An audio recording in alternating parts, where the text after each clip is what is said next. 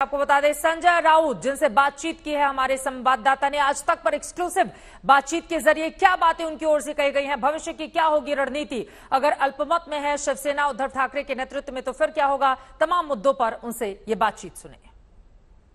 सबसे बड़ा सवाल यह है कि आखिरकार ये सरकार रहेगी या फिर उसके बाद जो सबसे बड़ी खबर यह है कि क्या शिवसेना का अस्तित्व तो बचता है या नहीं बचता। और इस पर बातचीत करने के लिए हमारे साथ शिवसेना के वरिष्ठ नेता संजय राउत मौजूद हैं। राउत साहब, सबसे पहले धन्यवाद आपका समय निकालने के लिए। आपसे मैं सीधा पहला सवाल करना चाहूंगा कि एकनाथ शिंदे, क्या किसी तरह की बातचीत आपकी हुई है कि आप एकनाथ शिंदे से मुलाकात करेंगे या कोई स्ट्रेटजी आपने तैयार की है? उनको यहाँ आना पड़ेगा, हमारे सामने आना पड़ेगा। शिवसेना के विधायक है तो हम तो उनका इंतजार कर रहे हैं कि भाई आइए, यहाँ वहां दर दर की ठोकरे खाकर मत घूमिए, महाराष्ट्र आपका है। पहले सूरत में गए, सूरत से गुवाहाटी में गए, अब मैं सुन रहा हूँ गुवाहाटी से गोवा में जा रहे हैं।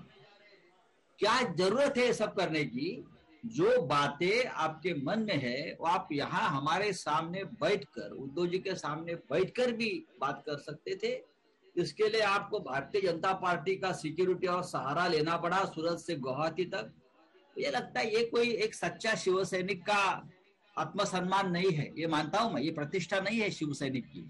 आप अपने आप को अगर शेर कहते हो तो ये शेर की इज्जत नहीं है। राउत साहब, मैं ये सवाल आपसे इसके लिए पूछ रहा हूं क्योंकि 2 दिन पहले जब उद्धव ठाकरे ने ये कहा था कि उनकी एकनाथ शिंदे से बातचीत हुई है, आपने अपने कई बयानों में बातचीत दिया हुआ है। क्या पिछले 2 दिनों में आपकी एकनाथ शिंदे से बात हुई है? क्या मेरी और उनकी लगभग 10 दिन बातचीत हो रही है। उनके साथ जो विधायक है उनके साथ भी मेरा संवाद और संपर्क चल रहा है, हम बात कर रहे हैं। देखिए, वो हमारे दुश्मन नहीं है, हमने सालों साल एक साथ काम किया है, हमारा एक रिश्ता है। वो रिश्ता सिर्फ पार्टी में राजनीतिक कार्यकर्ता के तौर पर नहीं है, खून का रिश्ता है, पार्टी का रिश्ता खून का रिश्ता है। लेकिन रुकावट कहाँ पे आ रही है राउत साहब? रुकावट कहाँ पे आ रही है? इतनी अगर बातचीत हो रही है तो रुकावट कहाँ पे आ रही है? कौन सी ऐसी बात है जिसको लेकर एकनाथ शिंदे कह रहे हैं कि अब मैं उद्धव ठाकरे की शिवसेना में नहीं रहूंगा? अब एकनाथ शिंदे के हाथ में कुछ बचा ही नहीं है, उनका कब्जा भारतीय जनता पार्टी ने पूरा ले चुका है।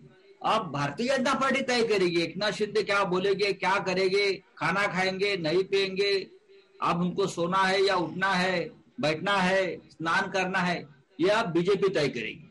अब एकनाथ शिंदे और उनके विधायकों के हाथ में कुछ नहीं बचा है। नहीं राउत साहब, जो आप आरोप लगा रहे हैं कि अब एकनाथ शिंदे जो हैं वो बीजेपी के कब्जे में हैं, तो कहीं ना कहीं ये भी सवाल होगा कि ना सिर्फ एकनाथ शिंदे बल्कि उनके साथ में जो बागी एमएलए हैं वो भी बीजेपी के कब्जे में। और ये भी नजर आ रहा है कि अब तो शिवसेना भी उनके कब्जे में है क्योंकि उनके पास नंबर्स अंगगणित के हिसाब से ज्यादा हैं। देखिए, हमारे पास अब 55 विधायक विधानसभा में है, उसमें से मैं मानता हूं सभी विधायक चले गए, जाने दो। कागज पे विधायक जाने का मतलब पार्टी खत्म हो गया ऐसा नहीं होता है। विधायक चले जाते हैं, पार्टी खड़ी रहती है, वापस विधायक चुनकर लाते हैं। 2 बार बगावत हुई है, नारायण राणे ने बगावत की, छगन भुजबल ने बगावत की, उनके साथ भी विधायक चले गए, लेकिन चुनाव में उसमें से एक भी विधायक वापस चुनकर नहीं आया महाराष्ट्र में। उनकी पॉलिटिकल करियर खत्म हो गई। इस बार भी जो विधायक रहेंगे उनके साथ, समझ लीजिए उनकी पॉलिटिकल करियर खत्म हो गई। दूसरी बात, महाराष्ट्र की जनता सड़क पर उतर गई है। आज 10 जगह पे जो विधायक चले गए, उनके घर पर, उनके कार्यालय के ऊपर बड़ी संख्या में लोगों ने मोर्चा निकाला है, आंदोलन किया है। ये तो एक स्टेप है, आगे आगे देखो क्या होता है। राउत साहब, मैं आपसे एक सवाल करना चाहूंगा। आपकी आज मुलाकात हुई शरद पवार जी से, उस मुलाकात में क्या क्या बातचीत हुई, क्या इसके बारे में आप बता पाएंगे? और आगे की रणनीति क्या होने वाली है? क्योंकि आपने बयान दिया कि वो अभी भी इस अलायंस के नेता हैं, बड़े नेता हैं, पितामह की तरह हैं वो। क्या उनके सजेशन थे? आपकी क्या बातचीत हुई और आगे की रणनीति क्या होने वाली है आपकी? रणनीति की बात तो नहीं है, हम तो विधायक जहाँ कहाँ छुपा कर रखे किसी स्टेट में, वो आने का इंतजार कर रहे हैं।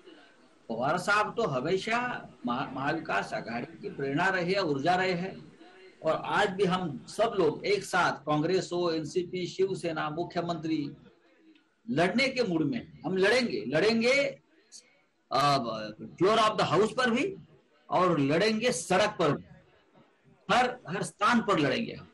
क्या ऑफर दिया गया था एकनाथ शिंदे को कि आप महाविकास अघाड़ी के नेता बन जाइए, आप या चीफ मिनिस्टर बन जाइए महाराष्ट्र के? देखिए हम सत्ता आती है, सत्ता चली जाती है, ज्यादा से ज्यादा क्या होगा, सत्ता चली जाएगी। और क्या होता है, अगर भारतीय जनता पार्टी के साथ हमारा अलायंस जो था, उसमें जो हमको एक वचन दिया था कि 2.5 साल मुख्यमंत्री बनेंगे शिवसेना और बीजेपी का, अगर वो शब्द मान लेते तो जरूर एकनाथ शिंदे उस वक्त मुख्यमंत्री बनते। एकनाथ शिंदे को अगर मुख्यमंत्री बनने नहीं दिया है, वो तो भारतीय जनता पार्टी ने नहीं बनने दिया है, मैं आपको बताना चाहता हूँ। यानी कि आप कह रहे हैं कि अगले 2.5 साल एकनाथ शिंदे महाराष्ट्र के मुख्यमंत्री होते हैं? नहीं, अगर बीजेपी, हाँ हो जाते जरूर। अगर बीजेपी ने जो बात हमसे करार किया था, हाँ, जो एग्रीमेंट किया था, उसके ऊपर कायम रहते तो डेफिनेटली एकनाथ शिंदे मुख्यमंत्री होते। लेकिन बीजेपी की वजह से मुख्यमंत्री नहीं बने और अभी आप बीजेपी के खेमे में जाकर बैठे हैं।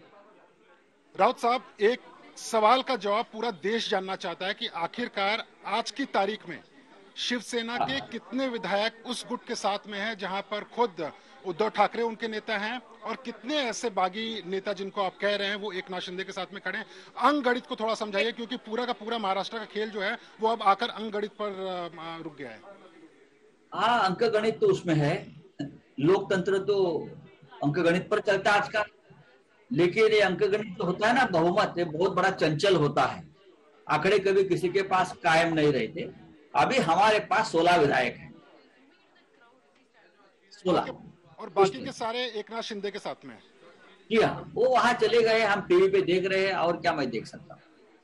आपने एक जो कुछ बागी नेता हैं उनको डिस्क्वालीफाई करने के लिए भी आपने एक प्रक्रिया शुरू की हुई है। कानून की लड़ाई चलती रहेगी।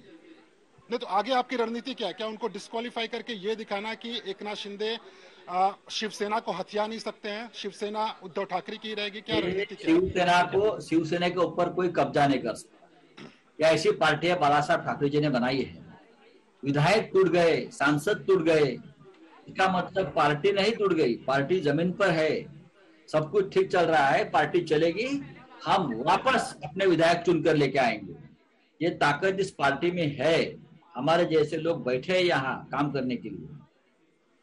नहीं राउत साहब, आपका ये कहना है कि आप लोग वहां पर काम करने के लिए बैठे हैं, सड़क पर उतरेंगे, वोट बटोरेंगे और उसके बाद आप लोग सरकार बनाएंगे, सरकार में रहेंगे। लेकिन यहाँ पे तो बड़ा सवाल ये भी खड़ा हो रहा है कि शिवसेना के बागी नेता भी यही बोल रहे हैं कि वो शिवसैनिक हैं, आपके जो साथ हैं वो भी बोल रहे हैं कि शिवसैनिक है। आखिरकार असली शिवसैनिक कौन रह जाता है? क्योंकि एकनाथ शिंदे ने बार बार एक ही चीज बोला हुआ है कि वो हिंदुत्व के मुद्दे पर शिवसेना छोड़कर जा रहे हैं, अपना एक नया शिवसेना तैयार कर रहे हैं। वो क्या हिंदुत्व में उद्धव ठाकरे सॉफ्ट पड़ गए? नहीं, ये पागल लोग है, सब मूर्ख लोग है, ये सब उनको पता चलेगा कितनी मूर्खता की है लोगों। हिंदुत्व की जो बात हो रही है, देखिए बीजेपी लगातार खुले मन से, खुले मुख से वो बोलती रही है कि वो हिंदुत्व को आगे बढ़ाना चाहते हैं। वही बात एकनाथ शिंदे भी बोल रहे हैं। महबूबा मुफ्ती से अलायंस करके कश्मीर में जो किलिंग चल रहा है कश्मीरी पंडितों का, वो रोक नहीं सकते। कौन से हिंदुत्व की बात आप लोग कर रहे हैं? तो आपका ये कहना है कि उद्धव ठाकरे आज भी उसी हिंदुत्व पर खड़े हैं जिस पर बाला साहेब ठाकरे खड़ा हुआ करते थे? पार्टी की एक आइडियोलॉजी है हिंदुत्व की। महाराष्ट्र की जो सरकार बनी है वो कॉमन मिनिमम प्रोग्राम पर बनी है। हमारी आइडियोलॉजी हिंदुत्व की है, उसमें कोई खोट नहीं आएगी। हमेशा हम उसके लिए लड़ते रहेंगे, और विचार जो हमारा है, विचारधारा है, वो विचारधारा से कोई कॉम्प्रोमाइज नहीं हो।